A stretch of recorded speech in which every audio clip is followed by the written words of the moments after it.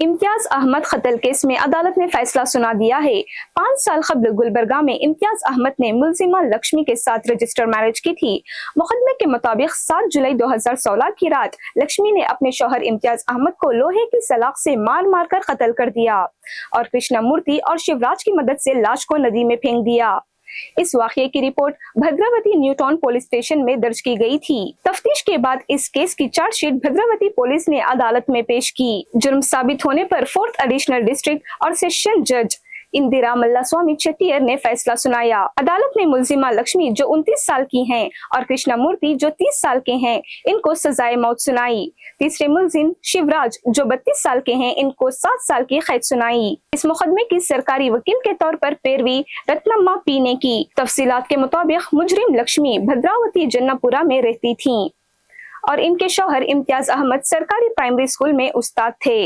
दोनों के दरमियान एक दिन रात को झगड़ा हुआ, जिसके बाद लक्ष्मी ने कृष्णमूर्ति के साथ मिलकर अपने शौहर का कत्ल कर दिया।